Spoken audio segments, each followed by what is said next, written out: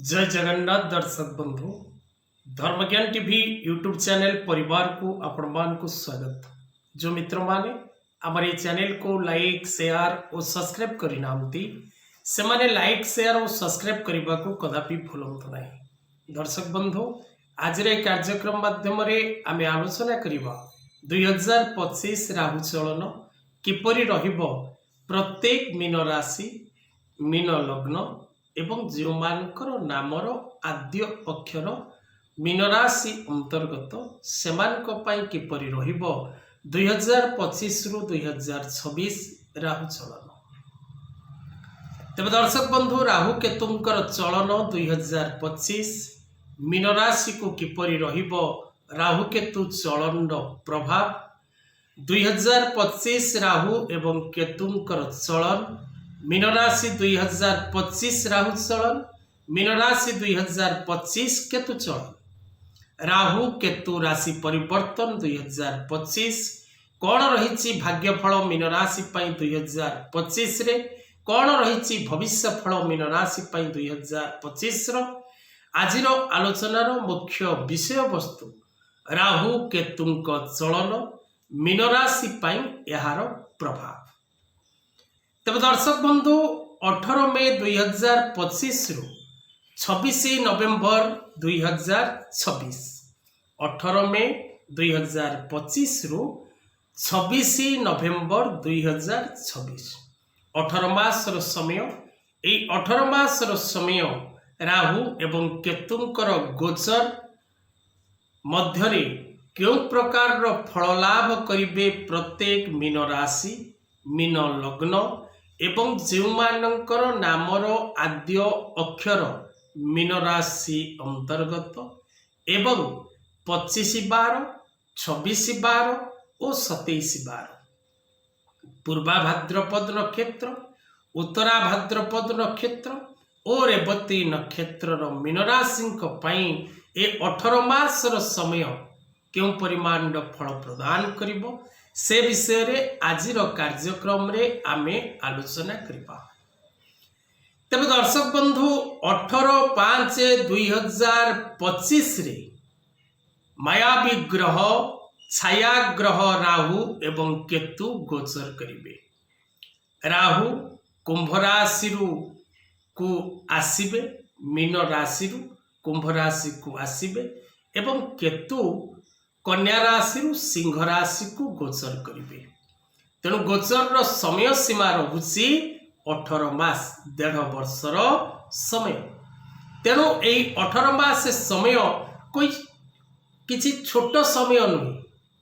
तेणु यही 18 मासर समय मध्यरे केते परिमाण शुभ एवं अशुभ फल रही प्रत्येक मीन राशि व्यक्ति से विषय रे आमे आलोचना करिबा। कारण मायावी ग्रह और छाया ग्रहंकर एही चलन अनेक शुभ एवं अनेक अशुभ फल अनेक राशि को मध्य प्रदान करिबो। 2025 रु दर्शक बंधु आमे जदि 2026 ए 18 मासर समय को देखिबा तेबे 2025 रे रव्यादि नवग्रह गोचर करिवे। 9टी जाक ग्रहंकर गोचर रही 2025 रे। राहु केतुंकर चलन जेपरि रही राशि परिवर्तन जेपरि रही अन्य 7टी ग्रह मध्य राशि परिवर्तन करिवे। विशेषकर देवगुरु बृहस्पति वृष राशि मिथुन को आसिबे। महाग्रह शनि कुंभरु मीन राशि को जिबे। तेणु विशेषकर मीन राशि व्यक्ति जन्म शनि भोग हम शनि 7.5 चली एवं देवगुरु बृहस्पति तृतीय भाव चतुर्थ भाव अर्थात राशियाधिपति चतुर्थ भाव केंद्र स्थान रे अवस्थान करिवे। तेणु 18 मासर समय किपरि रहिबो मीन राशि पई समस्त ग्रह मानकर उपस्थिति को विचार कर कार्यक्रम टी प्रस्तुत करा जायछि। कार्यक्रम टी जदि आपन को पसंद आसे तेबे लाइक शेयर और सब्सक्राइब करने को भूलिबे नहीं। दर्शक बंधु जदि आपण निज जन्मकुंडली विचार करने को चाहती, निज पिलामानकर भविष्य विषय जानवा चाहती, निजर व्यवसाय चाकरी स्वास्थ्य एवं निजर वैवाहिक दाम्पत्य जीवन विषय जानवा चाहती, बा आपण निजे ज्योतिष शिक्षा करने को चाहते, वास्तु शिक्षा करने को चाहते, संख्या ज्योतिष शिक्षा करने को चाहते, तेबे आपण तले जाइथिबा नंबर रे जोगाजोग करंतु। तेबे दर्शक बंधु, जदि आमे देखिबा ग्रह मानक मध्यरे अनेक ग्रह अछंती, सेमानंकर गोटिए दृष्टि परिवर्ते अनेक दृष्टि रही थाए। जेपरि सेनापति ग्रह मंगल निज उपस्थिति स्थान ठारू चतुर्थ सप्तम अष्टम को पूर्ण मात्रा रे देखंती। देवगुरु बृहस्पति निजर उपस्थिति स्थान ठारू पंचम सप्तम और नवम को पूर्ण रूपे देखंती। सेपरि भाव रे माया विग्रह राहु एवं केतु एवं कलिजुगर राजा ग्रह होउछि राहु एवं राहु ग्रह मध्य और केतु ग्रह मध्य निज उपस्थितिर तृतीय निज उपस्थितिर पंचम सप्तम और नवम स्थान को पूर्ण मात्रा रे देखि थांती। तेणु जो गोचरटी हम विशेष करी मीन राशि व्यक्ति विशेष मानक पई आमे जदि देखिबा तेबे द्वादश भाव रे रहिबे राहु एवं षष्ठ भाव रे रहिबे केतु। तेणु द्वादश भाव रे राहु और षष्ठ भाव रे केतु रही राहुंकर दृष्टि आपणकर जन्म जातक पई विशेष करी चतुर्थ षष्ठ और अष्टम भाव को रहिबो। सेही परि भाव रे केतु ग्रहंकर दृष्टि आपणक जन्म जातकर दशम द्वादश और द्वितीय भाव को रहिबो। तेणु राहुंकर जो दृष्टि रहिबो आपणकर चतुर्थ मातृस्थान सुख स्थान, षष्ठ स्थान रिपु ऋण शत्रुर स्थान, अष्टम स्थान शारीरिक पीड़ा निधन व्ययर स्थान। सेहीपरि भाव रे केतु आपणकर जन्म जातक रे कर्म स्थान को देखिबे, दूरयात्रार स्थान को देखिबे, व्ययर स्थान को देखिबे एवं धनर स्थान को देखिबे। ज्योतिष शास्त्र हिसाब रे दर्शक बंधु प्रमाण रहिछि जे जदि आपणकर कोनोसी समय रे राहु एवं केतु गोचर करंती, आपणक राशि ठारू आपण गणी नेबे जे राहु केउ राशि रे गोचर करूछि बा केतु केउ राशि रे गोचर करूछि।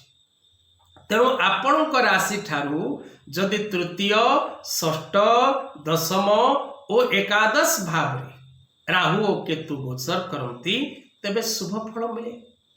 तेणु राहुंकर गोचर आपणक पई पूर्ण रूपे शुभकारक रहिबो नाही। मार शारीरिक असुस्थता, अजथा शत्रु सृष्टि एवं अजथा दुर्घटना घटिबार जोग मध्य सृष्टि हो। नानादि प्रकार शत्रु विवाद आपण भोग करिवे, शत्रु पीड़ा भोग करिवे, कष्ट भोग करिवे, असम्मानित होबार जोग मध्य रहिछि एवं शारीरिक असुस्थता मध्य आपण प्राप्ति करिवे। किंतु केतुंक द्वारा आपण को शुभ फल मिलिबो। कर्मस्थान रे उच्च स्थान प्राप्ति सृष्टि हबो एवं नुआ काम आपण को मिलिबो। नुआ व्यवसाय आपण आरंभ करि परिबे, दूर स्थान को यात्रा करि परिबे, export import share market trading, export import real estate, stock market, online व्यवसाय, मीडिया सेक्टर, प्रशासनिक सेक्टर, राजनैतिक सेक्टर, कला sector, engineering sector, IT sector रे थिबा व्यक्ति विशेष, पुलिस विभाग ए क्षेत्र रे थिबा व्यक्ति विशेष माने नूतन पद पदवी प्राप्त करिबा, कर्म क्षेत्र रे सम्मानित होबा, स्थानांतरण पई जदि आपण इच्छुक ता मध्य प्राप्तिर जोग सृष्टि हो। तेबे दर्शक बंधु जदि आमे देखिबा तेबे मीन राशि व्यक्ति अर्धेक शुभ फल प्राप्ति करिवे। पूर्ण शुभ फल प्राप्ति करिवार जोग ज्योतिषीय शास्त्र विचार मते देखा जाउने, यह मोर निजस्व मत। तेरे दर्शक बंधु आपण शुभ एवं अशुभ मिश्रित फल रही से कहली अर्धेक शुभ फल प्राप्तिर युग कारण जन्म शनि चतुर्थ भाव में देवगुरु बृहस्पति राशियाधिपति बृहस्पति केन्द्र में रे एवं राहु आपण जातक द्वादश केतु आपण जातक षष्ठ भाव तेणु आपण प्रत्येक दिन सिद्ध कुंजिका स्तोत्र पाठ करंतु एकमुखी रुद्राक्ष धारण करंतु एवं मां छिन्नमस्ता जंत्र कवच धारण करंतु निश्चित भाव में सुख सौभाग्य प्राप्ति हम निजर सक्षम अनुसार प्रत्येक दिन काऊ एवं कुकुर मान किछि खाद्य दान करने भूलंतु नहीं। आज कथा वस्तु को एठी रखिबा। जय जगन्नाथ।